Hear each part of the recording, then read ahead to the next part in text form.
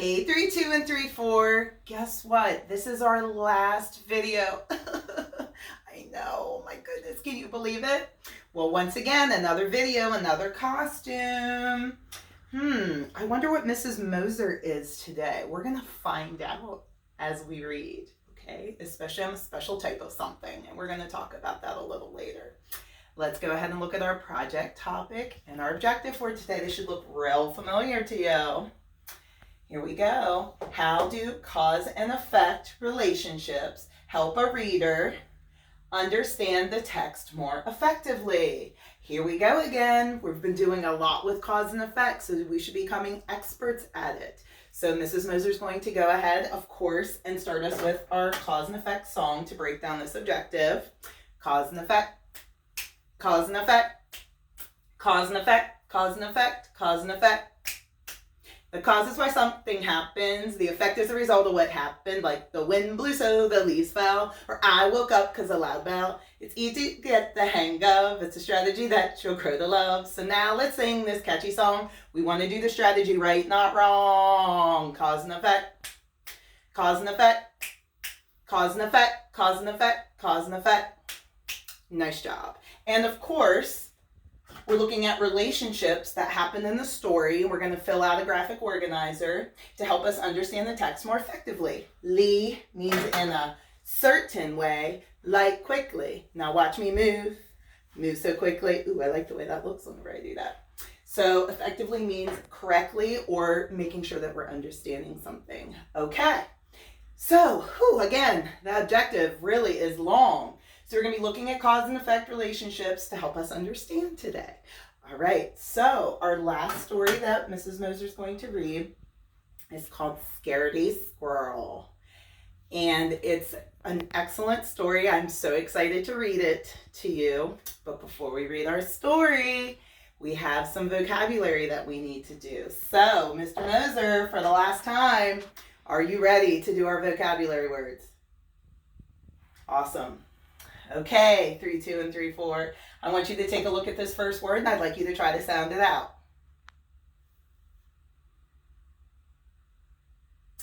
If you said the word was routine, you are absolutely correct. Let's go ahead and do those syllables.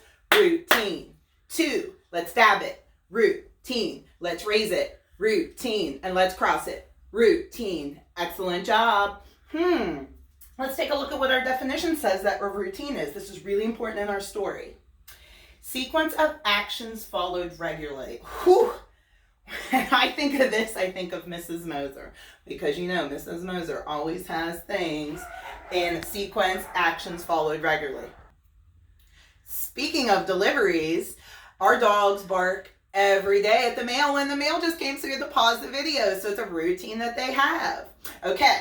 So I want you to think about this word routine, and I want you to think about if it's a noun, person, place, or thing, something you can touch, a verb, an action, something you can do, or an adjective, a descriptive word, using all of your senses. Talk about it, talk about it. If it's a thing that you do.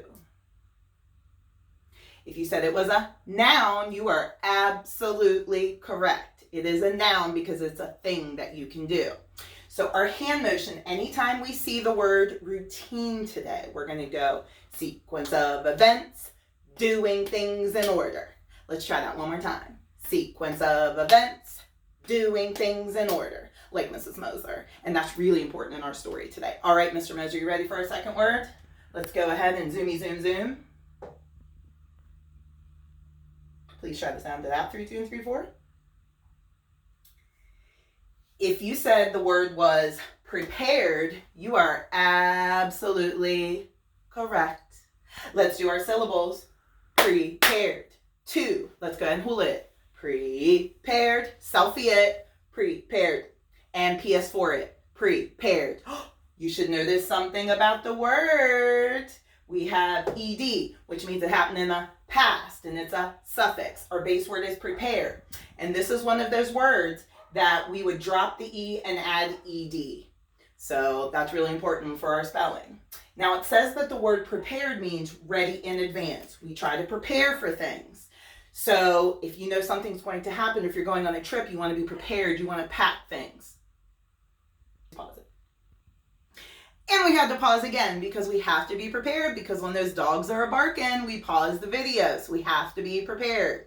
So thinking about the word prepared, do you think that word is a noun, a verb, or an adjective?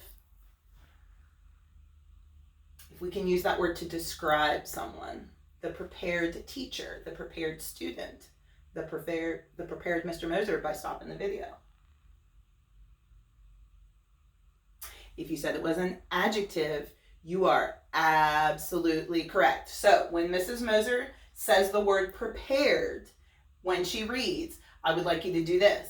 Lists, lists, lists. Well, that's a mouthful. It's like whenever you're prepared, you make a list, and then when you're finished, you check it off or cross it out. So lists, lists, lists. Excellent job. All right, let's take a look at our third word, Mr. Moser. Please go ahead and try sounding it out.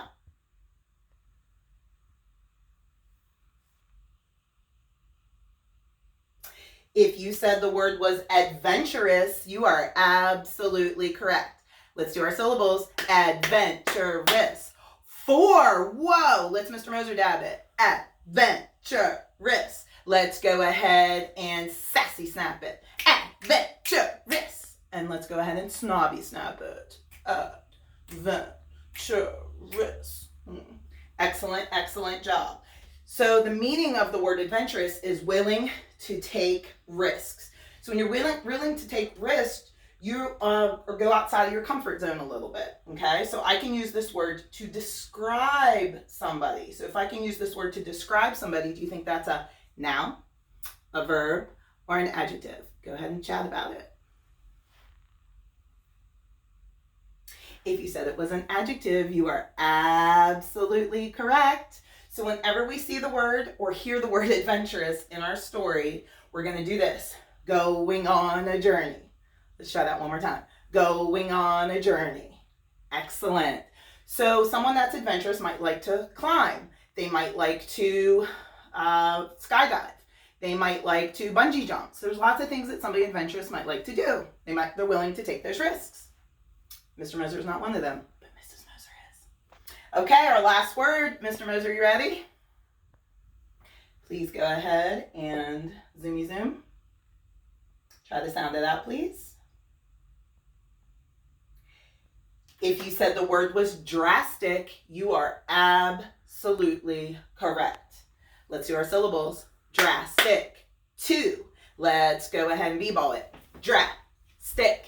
Let's go ahead and hashtag it. Drastic. And let's go ahead and clap it. Drastic. Very nice. Let's take a look at our definition. Drastic means extreme. So when we think about something that's extreme, like Mrs. Moser's makeup, or someone's hair could be drastic, that means that maybe they had really, really long hair and then they cut it off really, really short and they have a mohawk and it's green. So it'd be a drastic change from what they had before. So I can use this word to describe something, the drastic hair, the drastic makeup, the drastic shoes, the drastic outfit. So do you think that's a noun, a verb, or an adjective? Think, think, think. If you said it was an adjective, you are absolutely correct. So our hand motion, whenever we hear the word drastic, we're going to do this. So extreme. Because thinking about someone's makeup or someone's hair, that could be really drastic. So extreme. Nice job. Okay, it's time to get your snacky snacks. It's time to get your drinky drinks. It's time to get that stretch break in, because this is our last book. And we have a lot of props. We have lots of things to talk about today. So I'll see you in a jiffy. Welcome back. I hope you got a great stretch in. Okay, so before Mrs. Moser reads our story, let's go ahead and review our vocabulary words. Routine, sequence of events, doing things in order. Prepared, lists, lists, lists. Adventurous, I'm going on a journey. And drastic, so extreme. Nice job, guys. Okay. So the story we're going to read today is called Scaredy Squirrel, and it is written and illustrated by Melanie Watt, and the publisher is Kids Can Press. Now, I know I usually do like a little intro before every book and show you and give you some background, but Mrs. Moser actually isn't going to be starting the book doing that. I'm going to wait to do that until a little later on because there's something special about my outfit and about the squirrel that I am. So I don't want to give it away. All right, here we go. I'm so excited. Warning, Scaredy Squirrel insists that everyone wash their hands with antibacterial soap before reading this book. So if you have any, go ahead and put on some antibacterial soap.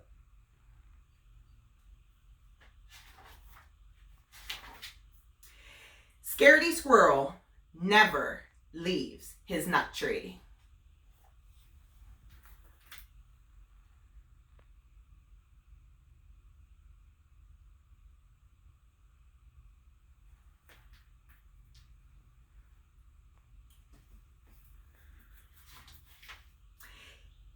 He'd rather stay in his safe and familiar tree than risk venturing out into the unknown. The unknown can be a scary place for a squirrel. So scared and spooky.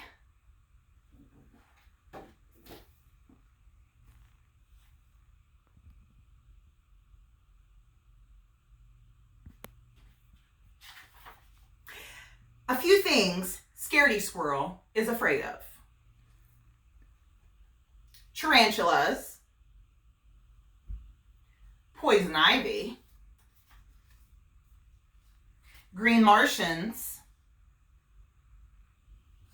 killer bees, sharks, and germs.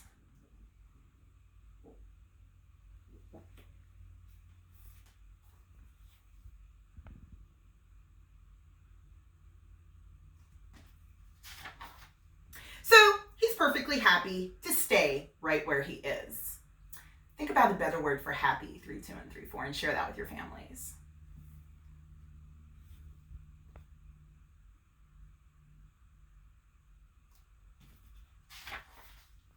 Advantages of never leaving the nut tree.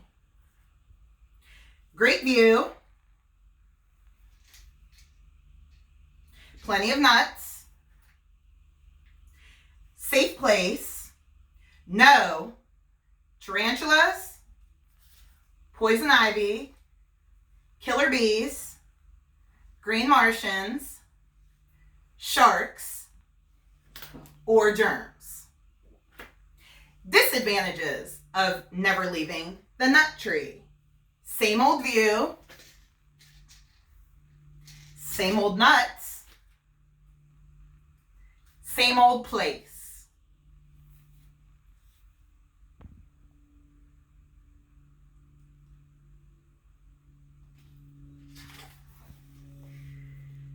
Monday, Tuesday, Wednesday, Thursday, Friday, Saturday, Sunday. In Scaredy Squirrel's nut tree, every day is the same.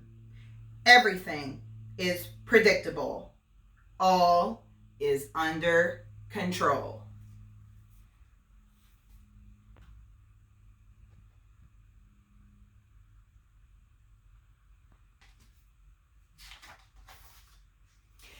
Scaredy Squirrel's daily routine. Sequence of events, doing things in order. Okay. 6:45, wake up. 7 o'clock, eat a nut. 7:15, look at view.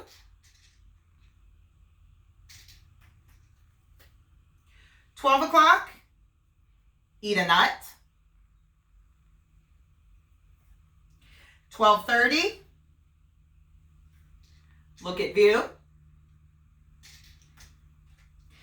5 o'clock, eat a nut. 5:31, look at view. And 8 o'clock, go to sleep.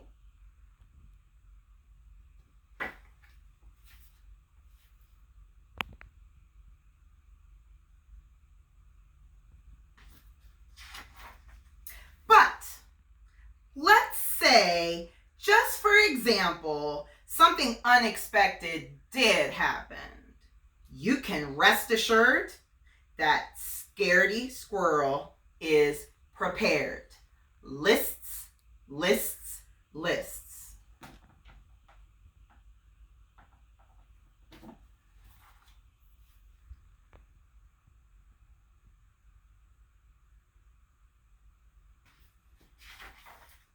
A few items in Scaredy Squirrel's emergency kit.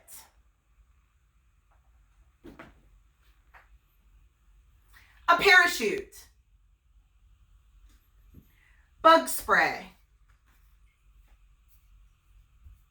a mask and gloves, a hard hat, antibacterial soap, calamine lotion, Band-Aids, and sardines.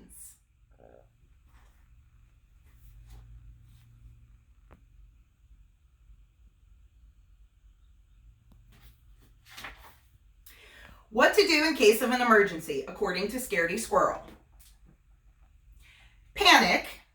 Step 1, panic. Step 2, run. Step 3, get kit. Step 4, put on kit. Step 5, consult exit plan.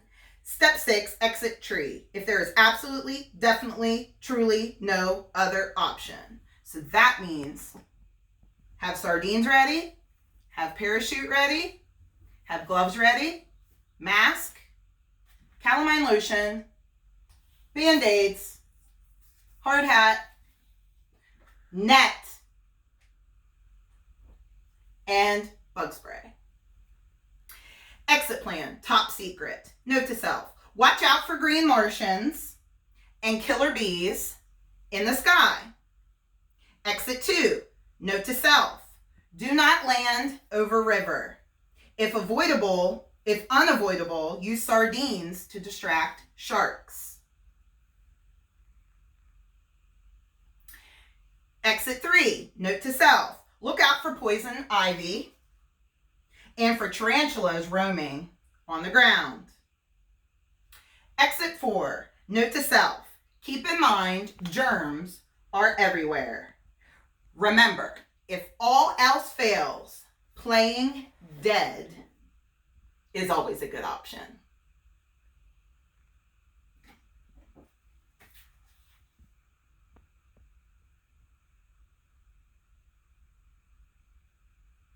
I want you to take a minute to think about how this story is making you feel. What is your mood as Mrs. Moser reads? With his emergency kit in hand, Scaredy Squirrel watches. Day after day, he watches until one day, Thursday, 9:37 a.m.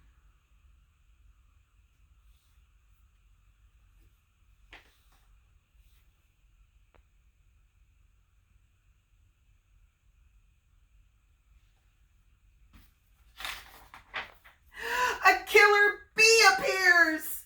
Scaredy Squirrel jumps in panic, knocking his emergency kit out of the tree. That was not part of the plan.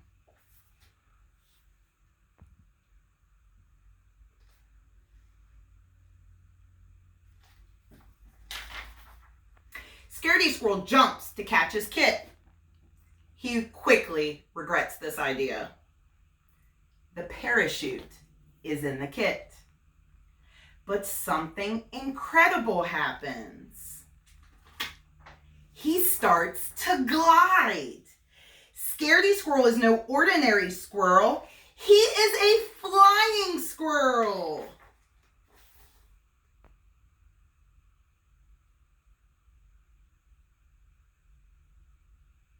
That's why Mrs. Moser has her special outfit. And what I wanted to share with you, and because I didn't share this at the beginning, is I wanted to show you a map. And I wanted to show you where The southern flying squirrel lives and the northern flying squirrel lives in the United States and Canada. So wherever it's marked, this shows you we're southern, and this shows you we're southern, this shows you we're northern. How awesome is that? You know where you can find them. They're so cute. He feels overjoyed, adventurous, going on a journey, carefree, alive, until he lands in a bush. Scaredy Squirrel forgets all about the killer bee, not to mention the tarantulas, poison ivy, green Martians, germs, and sharks.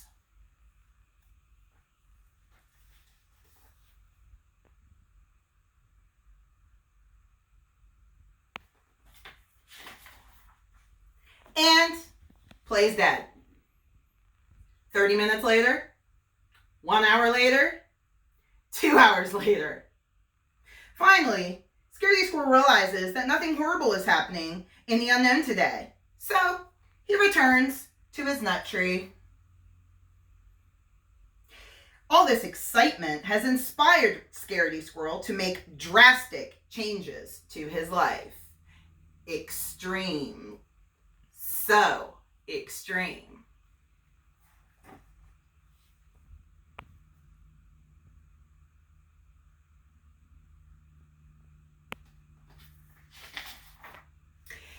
Scaredy Squirrel's new and improved daily routine. Sequence of events, doing things in order. 6:45, wake up. 7 o'clock, eat a nut. 7:15, look at view.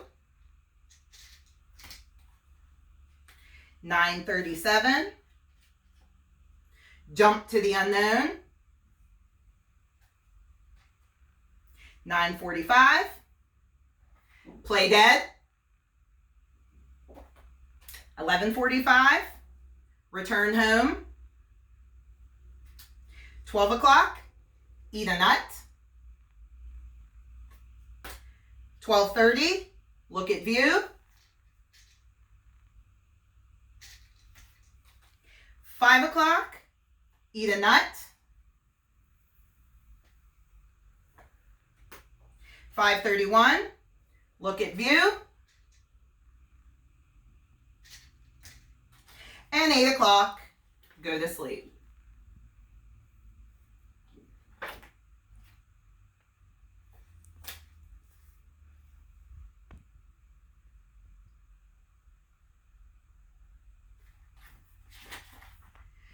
P.S. As for the emergency kit, Scaredy Squirrel is in no hurry to pick it up yet.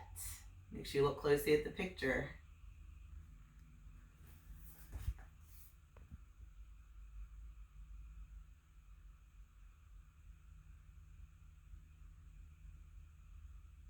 The end.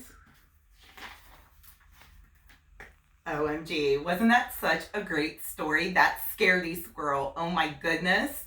Wow, I saw lots of routines and I saw him coming up with lots of plans.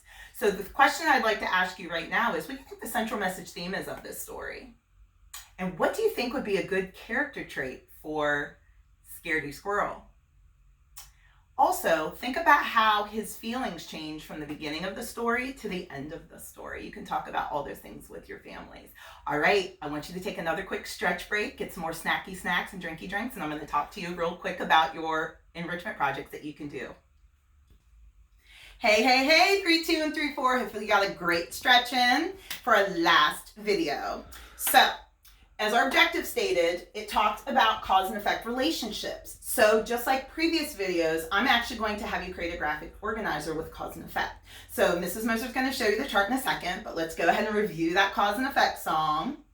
Cause and effect, cause and effect, cause and effect, cause and effect, cause and effect.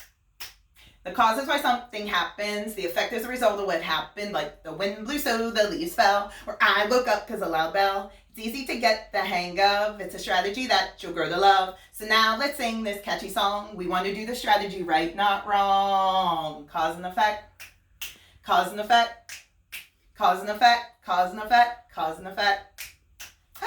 Nice job. Okay, so I'm going to go ahead and show you your graphic organizer that you can do. Just set up like the other ones that I have around. Down here, Mr. Moser, actually.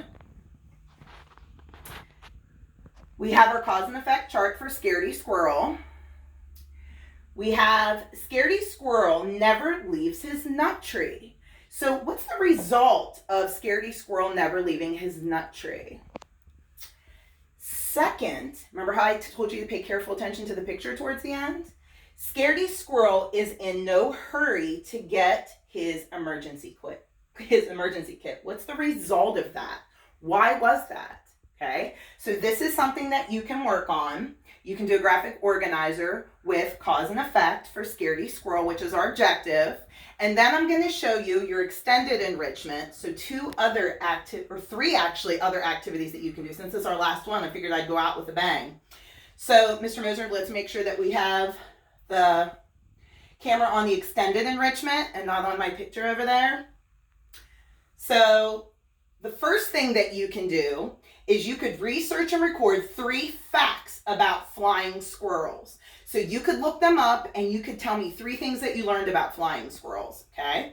Now remember, we have our song that talks about facts and opinions. My opinion tells what I believe, even though you may disagree. When I state a fact, those words are true. I'll bet I can prove it to you. Fact, there are 50 states. Opinion, the best food ever made or steaks. Facts tell what happened and can be proved. Opinions tell judgment or my attitude. So facts, facts, facts. All about facts, okay? Something else you can do for extended enrichment. You could write a written recount of this story. So you can go ahead and recount our story and write it down. And I'm going to go ahead and remind you about what that looks like.